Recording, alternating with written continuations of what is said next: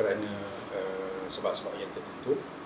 Kes ni pun sebenarnya dalam mahkamah, so saya tak boleh detailkan lebih panjang. Hanya walaupun ianya dalam mahkamah, ianya tidak menghalang kami untuk berunding dengan pihak yang lain yang berminat dan serius terhadap usaha untuk membeli saham-saham pemilikan ke atas KLCT. So benda ni selagi mana dia punya share sales agreement tak ditandatangani dan duit tidak bertukar tangan dan shares tak ditransfer secara resmi, maka sememangnya secara teknikal tak bolehlah dikatakan bahawa Rinani telah memiliki KLCT kerana belum selesai lagi prosesnya. Namun demikian, ianya merupakan satu usaha yang serius dan berjalan, hanya perlu melalui beberapa langkah untuk mentamatkannya. Adakah sudah dibincangkan dalam mesyuarat Exco KLFA? Soal penswastaan ini sejak 2020 dan harga yang telah ditawarkan pada peringkat permulaan dulu pun adalah 10 juta. Ya, maka bagi saya usaha ke arah penswastaan itu telah pada dasarnya telah dipersetujui semua.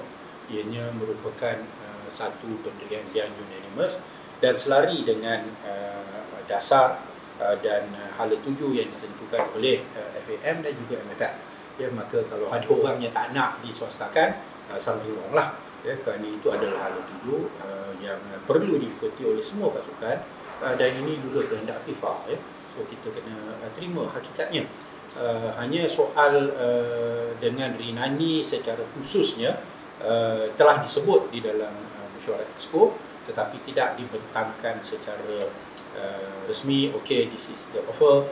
Kerana pada ketika itu 31 hari bulan Januari, mesyuarat Exco yang terakhir, tidak ada tawaran itu lagi.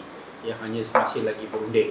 Lepas tu pada 4 hari bulan Februari, dia punya term sheet tu, iaitu ini senarai terma-terma yang telah dirundingkan dan dipersetujui, telah ditandatangani. Tetapi menandatangani senarai terma tidak sama dengan menandatangani shares sales agreement.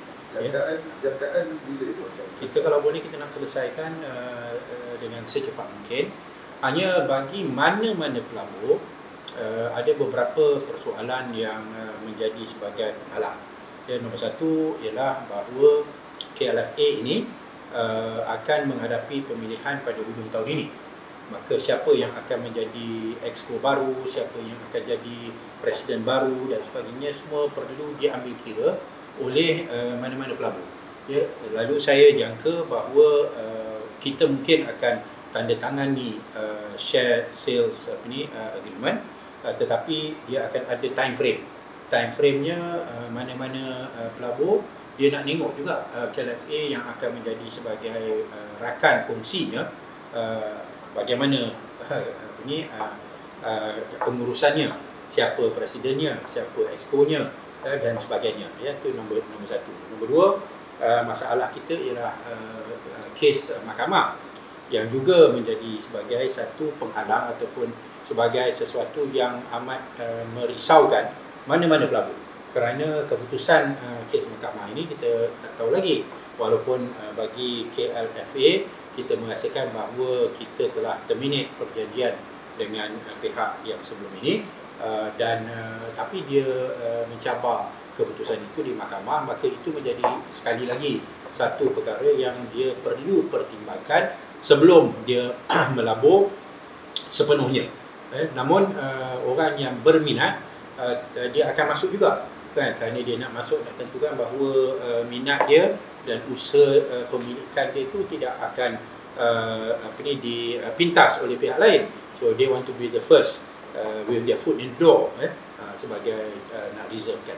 Yang ketiga, so ini kes mahkamah. Yang ketiga, aset-aset yang biasanya sepatutnya menjadi pemilikan ataupun dipajak oleh KLFA dan oleh pasukan bola sepak itu, sebagai contoh stadium, ya, dan sebagainya, ya, yang semuanya juga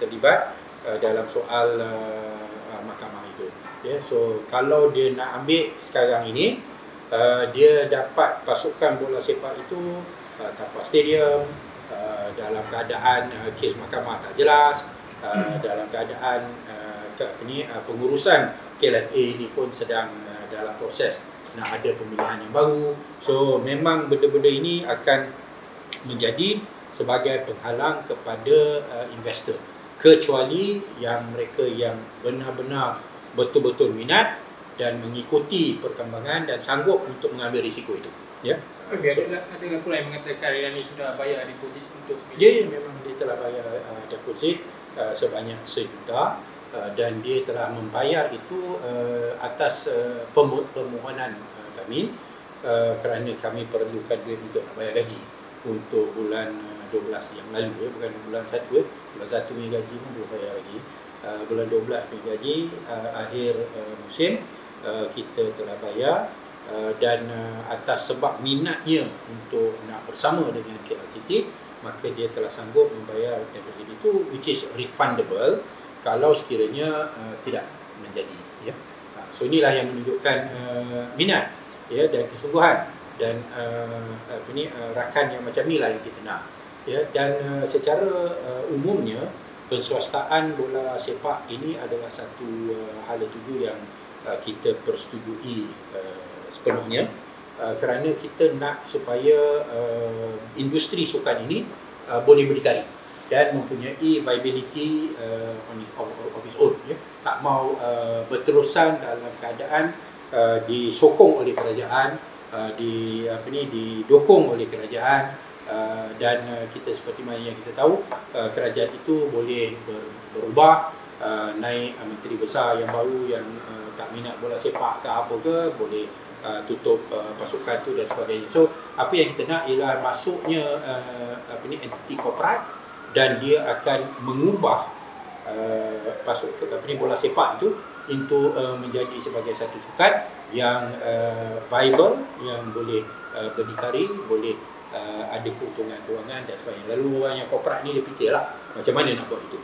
Tapi untuk peringkat permulaan ini, sumbangan dan sokongan daripada penaja tradisi seperti di BKL itu masih diperlukan. Hanya mungkin untuk wawasan kita, mungkin dalam 2-3 tahun lagi kita boleh be completely free, dan kita boleh be viable, dan kita boleh independent. Jadi kita tengok sekarang ni jawatan menteri wilayah situ kan dikosongkan. Bukan dikosongkan lah, tak ada kan? Adakah benda ni akan efek macam di BKL ni sponsorship ke? Sebab tak ada kan? Tak. Selagi mana kita ni, nama kita adalah KL City Football Club, dan kita di bawah dan mempunyai hubungan dengan KLFA, di BKL mempunyai katanya moral obligation lah untuk membantu kami untuk menaikkan nama Kuala Lumpur, ya, kerana di antara tujuan penajaan yang dilakukan oleh DBKL terhadap pasukan bola sepak KL City dan KLFA ialah untuk kita memasyhurkan nama Kuala Lumpur di peringkat negara dan juga di peringkat antarabangsa, which we have done, in last season. Selain daripada deposit RM1 juta dan sebagainya daripada Rinani, selain itu apa komitmen yang dijanjikan oleh Rinani untuk diberikan kepada KL City setakat ini?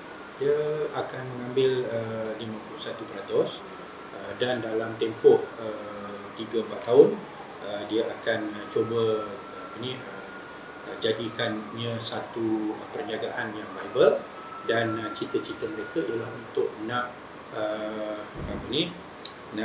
senaraikan dalam bursa saham syarikat KL City itu apabila ianya telah berjaya dari sudut perniagaan. Ya, so kita sangat bersetuju dengan wawasan itu dan usaha ke arah itu, dan oleh kerana itu kita telah memulakan rundingan dengan lebih serius selepas 31 Januari itu, apabila dia pun menunjukkan keseriusan untuk bersama kita. Mana selepas ini Rinani akan fully fund, KLCT akan fully funded daripada Rinani ke macam mana? Tak, kalau dia pegang 51%, maka dia akan biayai 51% daripada kos operasinya. Gaji dan sebagainya. Sebab 51%. Kita ada 49%, kita masih bertanggungjawab untuk mencari yang 49% lagi. Segala apa penaja yang dah dibawa masuk oleh KL City sebelum ni akan kekal sebagai pegangan 49%. Apa saja penaja yang dicari dan yang didapati oleh KL City akan oleh KLFA dan oleh KL City akan dimasukkan sebagai sebagai aset kepada KL City, dan ini akan mengurangkan keperluan kewangan daripada shareholders lah. Sama ada, katakan kalau kita biasanya kita belanja 15 juta, tapi kalau kita dah jumpa 5 juta penaja, maka kita hanya tinggal 10 juta. 10 juta itu kita akan tanggung 49%, dan shareholder yang dapat 51% itu dia akan tanggung 51% lah. Nak cari sponsorship itu memang kita akan ada sistem di mana siapa yang perolehi sponsor itu akan dapat sedikit keuntungan untuk dimasukkan. Kalau kiranya untuk KLFA, dia akan masukkan dalam KLFA.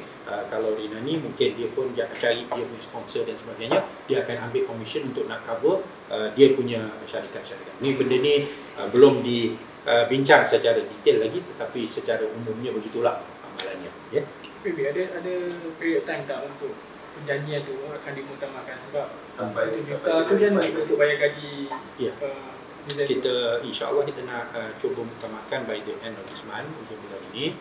Kita akan ada mesyuarat KLFA, Exco KLFA pada 22 hari bulan, dan persoalan ini akan dikemukakan untuk mendapatkan persetujuan dan kelulusan.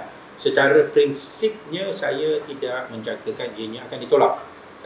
Hujah yang dikemukakan ialah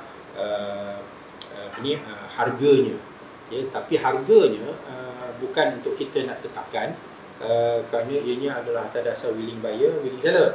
Ya, kalau kita boleh dapat orang yang nak tawarkan 22 juta seperti mana yang disebut di dalam laporan berita harian itu kan, dia buat penilaian, dia kata JDT 40 juta nilainya, KL City yang pasukan nombor 2 termahal, ya, iaitu nilainya 22 juta. Yalah, okeylah, you boleh tulis lah. Tapi siapa yang nak masukkan 22 juta? Kerana kita ni bagi orang yang penjaga, dia tengok kalau dia nak invest, dia tengok apa ROI dia. Ya, so dia tanya pada kita, apa kita punya income? Income tak ada. Perbelanjaan tinggi. Ya, walaupun on paper kita boleh kata nilai kita 22 juta, tetapi dari sudut perniagaan, dari sudut kewangan, kita tak boleh justify, because we are a cost center. Kita merupakan tempat yang menelan belanja, bukan menjana keuntungan. So siapa yang nak invest, biasanya dia akan tengok pelaburan dia, berapa tahun dia dapat balik, apa keuntungan dia dan sebagainya. Ya, so walaupun dinyatakan 22 juta, nobody is willing to pay 22 million for a football club, kerana ini bukan macam lukisan Mona Lisa. Kalau Mona Lisa, dia kata okeylah nilainya 22 juta, awak beli 22 juta, awak gantung kat dinding. Lepas itu tak ada kos, dan harganya semakin meningkat, ya, as it goes longer, lebih dan sebagainya. Tapi pasukan bola sepak ni, awak beli 22 juta, lepas tu tiap-tiap bulan kamu kena keluar 1 juta, ya, dan return tak ada, ya, dan nilainya bergantung kepada prestasi awak. Kalau tahun ni kamu jadi juara, alhamdulillah lah. Kalau tahun depan kamu jadi corok, ya, macam mana? So investment yang macam tu tak semudah, ya, seperti mana yang dianggarkan oleh sebahagian. Ya, atas kertas boleh katalah, tapi who is willing to pay 22 million and then spend 1 million every month, ya, and not get anything except for nama, ya? Kecuali orang tu memang benar-benar minat dan dia ada dalam dia punya pemikiran satu kaedah untuk menjadikan pasukan bola sepak ini dan bisnes sukan bola sepak ini satu bisnes yang boleh menguntungkan. Yeah? So not many people will come. So that's why bila bawa pada 22 hari bulan, insyaAllah I do not expect people to reject the proposal, bukan kerana apa, tapi kerana ini merupakan satu-satunya tawaran yang serius dan satu tindakan yang selari dengan pendekatan ataupun hala tuju yang telah dipersetujui. Kalau ada yang kata sepatutnya lebih, saya akan beritahu, okay, sila bawa. Yeah, you can accept. You have